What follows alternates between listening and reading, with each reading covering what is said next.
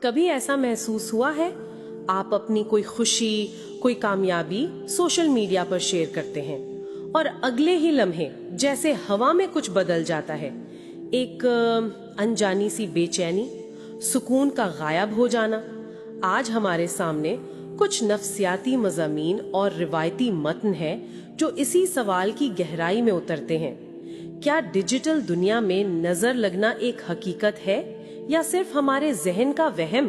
جو سب سے پہلا نقطہ ان ذرائع سے نکلتا ہے وہ بہت چونکا دینے والا ہے۔ ایک ماہر عمرانیات لکھتے ہیں کہ سوشل میڈیا کو ایک ایسی جگہ کے طور پر دیکھیں جسے وہ نیتوں کا بازار کہتے ہیں۔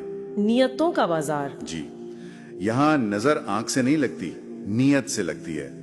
یہ ایک ایسا بازار ہے جہاں حسد مسکراہٹوں کے پیچھے چھپ جاتا ہے اور مقابلہ دعاؤں کا لباس پہن لیتا ہے۔ یہ ترکیب اپنے اندر ایک سرد سچائی رکھتی ہے، لیکن کیا یہ صرف ایک فلسفیانہ بات ہے یا اس کے پیچھے کوئی وجہ بھی ہے؟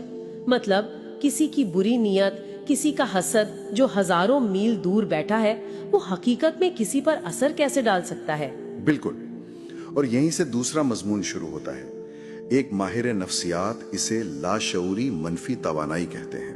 وہ کہتے ہیں کہ جب کوئی شخص اسکرین پر کسی کی نعمت دیکھ کر اپنی محرومی پر جلتا ہے تو اس کے اندر ایک شدید منفی احساس پیدا ہوتا ہے۔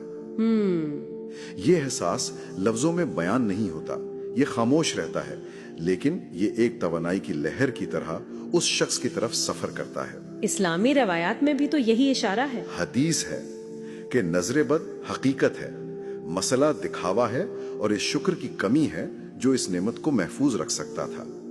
ہم سب کچھ دکھا دیتے ہیں مگر ماشاءاللہ کا حصار بنانا بھول جاتے ہیں۔ یہ بات بہت گہری ہے کہ مسئلہ صرف دیکھنے والے کی نیت کا نہیں ہے، تو کیا اس کا مطلب ہے کہ کچھ اثر دکھانے والے پر بھی ہوتا ہے؟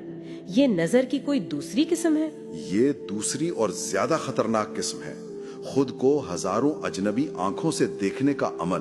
اور یہ ہمیں آزاد نہیں کرتا؟ نہیں، یہ قیدی بناتا ہے۔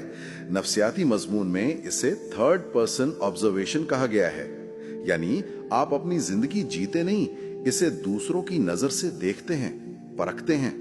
آپ کی خوشی کا معیار آپ کا اپنا احساس نہیں رہتا، وہ لائکس اور ویوز کی تعداد بن جاتا ہے۔ بالکل، اور جس دن یہ تعداد کم ہوتی ہے آپ کی خود اعتمادی بھی کم ہو جاتی ہے، دل پر ایک عجیب سا بوجھ محسوس ہونے لگتا ہے۔ یہی تو تضاد ہے، سب کچھ دکھانے کی آزادی دراصل اپنی حفاظت کو خود اپنے ہاتھوں سے ختم کر دینا ہے۔ تو اگر مسئلہ اتنا گہرا ہے تو کیا اس کا کوئی حل بھی ہے؟ ہم اس ڈیجیٹل نمائش کے دور میں خود کو محفوظ کیسے رکھیں؟ حل بھی وہی ہے جہاں مسئلہ ہے، نیت اور نمائش میں توازن۔ ایک محقق لکھتے ہیں کہ ہماری روایت میں ایک سنہری اصول تھا، نعمت چھپاؤ، شکر دکھاؤ۔ اور آج ہم اس کے بالکل الٹ کر رہے ہیں۔ جی، نعمت دکھاؤ اور شکر بھی دکھاوے کے لیے کرو۔ عملی مشورہ بہت سادہ ہے، زندگی کے ہر لمحے کو نمائش کے لیے پیش نہ کیا جائے۔ کچھ چیزیں صرف محسوس کرنے کے لیے ہوتی ہیں، دکھانے کے لیے نہیں۔ اور دوسرا قدم شکر ہے، حقیقی شکر جو دل سے نکلے۔ اور آخر میں ایک روحانی ڈھال، اللہ کا ذکر، سورہ فلق اور سورہ ناس کا ورد۔ سکون نمائش سے نہیں، یقین سے ملتا ہے۔ تو خلاصہ یہ ہے کہ نظر بد کی حقیقت نہیں بدلی، صرف اس کا میدان بدل گیا ہے۔ پہلے حاسد سامنے ہوتا تھا، آج وہ اسکرین کے پیچھے ہے، ایک نامعلوم چہرہ۔ وہ جلن، وہ احساس کمتری، وہ لاشعوری حسد آج بھی اتنا ہی حقیقی ہے۔ اس ساری گفتگو کے بعد ایک سوال ذہن میں رہ جاتا ہے، کچھ نعمتیں دکھانے کے لیے نہیں ہوتی، صرف بچانے کے لیے ہوتی ہیں۔ اس ڈیجیٹل نمائش کے دور میں ہم کیا کچھ دکھا رہے ہیں اور بدلے میں کیا کچھ گوا رہے ہیں؟